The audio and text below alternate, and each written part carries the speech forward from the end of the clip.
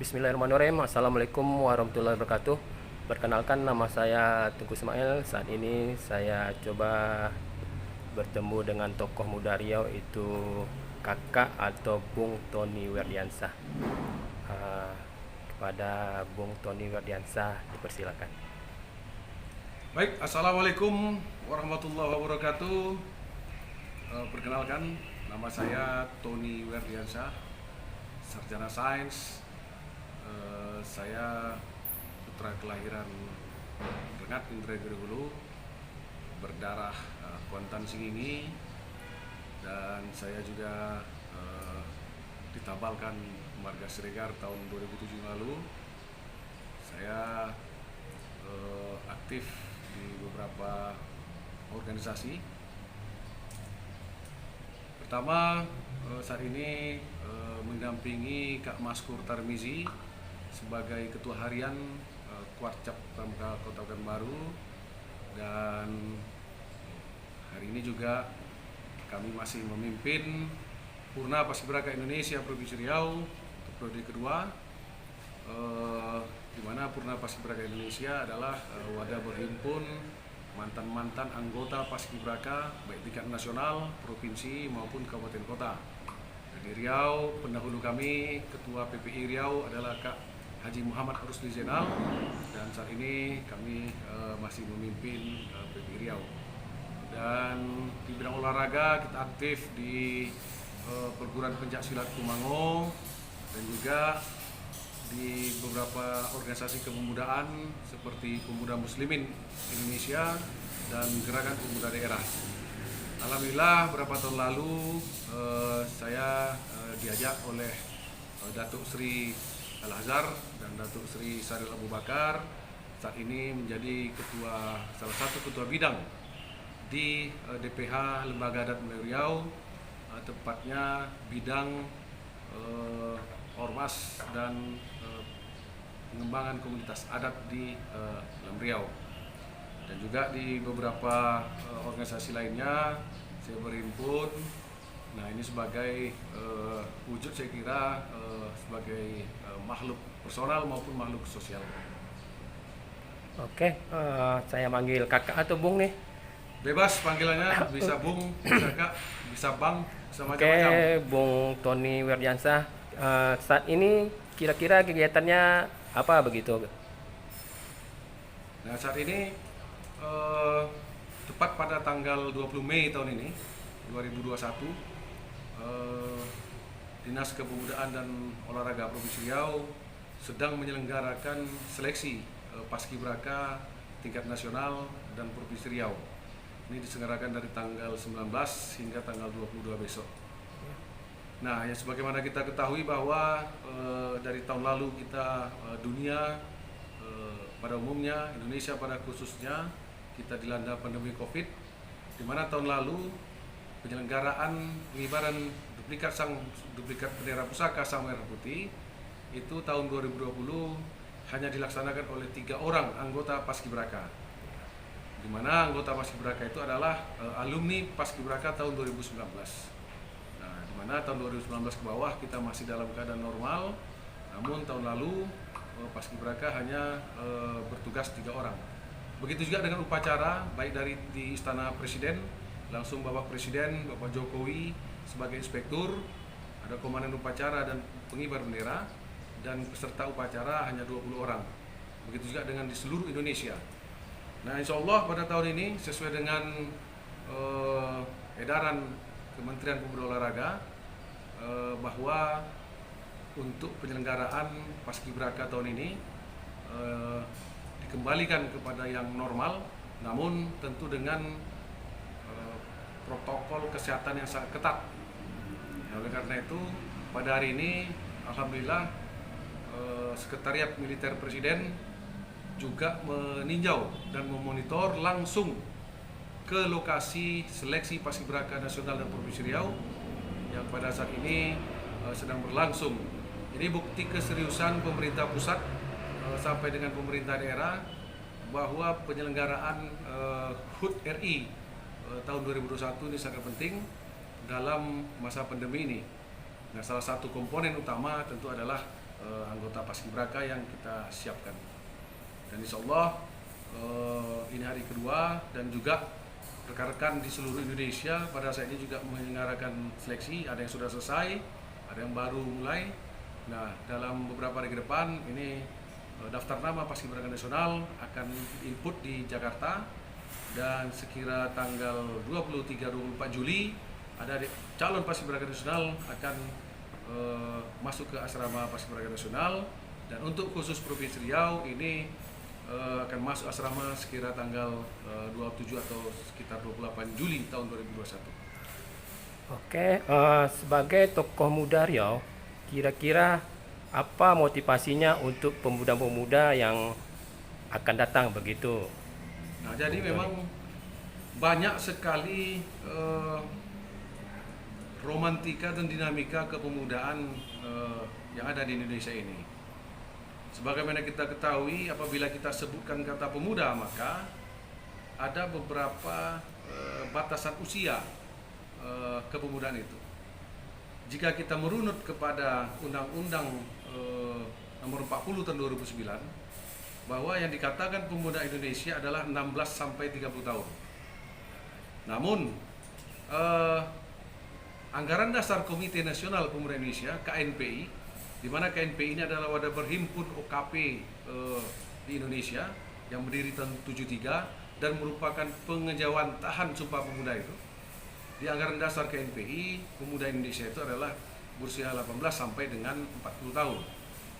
Nah, ada satu lagi, yaitu batasan usia pemuda di dalam gerakan pramuka. Yang dikatakan pemuda dalam gerakan pramuka itu adalah usia pendega, yaitu usia 16 sampai 25 tahun. Nah, yang sinergi dengan United Nations Organization atau PBB adalah gerakan pramuka. Usia pemuda itu 16 sampai 25 tahun.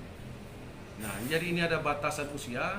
Namun yang jelas di Republik kita ini seluruhnya kita gunakan, seluruhnya kita anggap pemuda, yang batasan-batasan usia tersebut tadi, yang pada intinya adalah banyak pemuda ini yang memang memiliki pilihan-pilihan di dalam berkehidupan berkebangsaannya. Ada pemuda yang memang fokus kepada bidang akademis, dia akan terus mengikuti akademis pendidikan formal hingga ke jenjang paling tinggi. Dan itu akan melahirkan pemuda-pemuda akademisi. Dan ada pemuda ini yang suka untuk bela negara, maka dia akan mencari kegiatan-kegiatan yang berkaitan dengan bela negara, seperti gerakan pramuka, seperti paskibra, seperti pencinta alam dan lain sebagainya. Dia akan mencari. Nah, pada saat dia tamat SMA, dia akan ikut tes sekolah-sekolah kejuruan, apakah itu akademi militer, akademi kepolisian, SPN, Polri, Caba, TNI dan lain sebagainya. Nah, ada juga pemuda-pemuda ini yang terus mengembangkan dirinya di organisasi, yaitu kepemimpinan. GBHN kita dari dulu sudah menggariskan bahwa target besar bangsa Indonesia ini terhadap pemuda ada 3, yaitu kepemimpinan, yang kedua kepeloporan, yang ketiga kewirausahaan. Nah, kepemimpinan ini dikembangkan dan dapat dikembangkan oleh pemuda dengan masuk ke organisasi-organisasi, baik itu kemahasiswaan, kepemudaan maupun organisasi-organisasi kemasyarakatan. Nah, kepeloporan pemuda ini juga sangat penting, bahwa dengan kemajuan teknologi zaman sampai saat ini, kepeloporan pemuda harus tetap kita perhatikan, karena sangat penting bagi negeri kita ini para pemuda-pemuda pelopor tersebut. Baik dia tinggal di pasar, apa yang bisa dipelopori sebagai pemuda yang tinggal di pasar. Baik dia tinggal di kaki gunung, apa yang perlu dipelopori sebagai pemuda tersebut di kaki gunung. Nah, begitu juga dengan yang ketiga, target dari bangsa kita ini adalah kewirausahaan. Bahwa kewirausahaan ini alhamdulillah sejak pandemi tentunya lebih dibangkitkan lagi oleh negara kita dengan jargonnya UMKM. Ini sangat membantu. Contohnya di Kota Pekanbaru saja sejak pandemi Covid ini tahun lalu sudah berdiri 100 kafe baru, dan UMKM pun mulai berkembang karena dananya juga disubsidi oleh pemerintah. Nah, ini salah satu upaya pemerintah untuk mengembangkan kewirausahaan di kepemudaan. Dan dukungan pemerintah ini sangat penting dan sangat diidam-idamkan oleh pemuda dari dulu. Nah, semoga yang tiga ini, yaitu kepemimpinan, kepeloporan, dan kewirausahaan, yang dibantu dan diperhati oleh pemerintah dan seluruh pihak yang ada di negara kita ini akan mempersiapkan generasi muda Indonesia menuju masa depan yang tentunya lebih baik. Dan apabila masa depan pemuda lebih baik, maka masa depan bangsa Indonesia juga akan lebih baik. Bersebenarnya Hari Kebangkitan Nasional hari ini, menurut Bung Tony, apa saja pesan dan kesannya untuk pemuda pada hari Arkenas ini? Hari Kebangkitan Nasional 20 Mei tahun 2021 ini sudah 113 tahun Hari Kebangkitan Nasional kita peringati. Sejarah mengatakan bahwa 1901 berdirinya Sarekat Dagang Islam. Jika orang Islam tidak bersatu, maka tidak mungkin ada Indonesia ini. Maka 1908 di Sekolah Stovia, Batavia, beberapa mahasiswa kedokteran itu membangun sebuah organisasi modern pertama, yaitu Budi Utomo. Nah, dalam visi misinya Budi Utomo ini adalah untuk mempersatukan pemuda Jawa dan Madura. Karena Jawa dan Madura ini adalah mayoritas di jajaran Nusantara ini. Nah, oleh karena itu sejak Islam mulai bersatu dan Jawa mulai bersatu, maka tak lebih dari 30 tahun seluruh komponen bangsa ini sudah menyatakan diri untuk menjadikan satu tanah air, yaitu tanah air Indonesia, berbangsa satu bangsa Indonesia.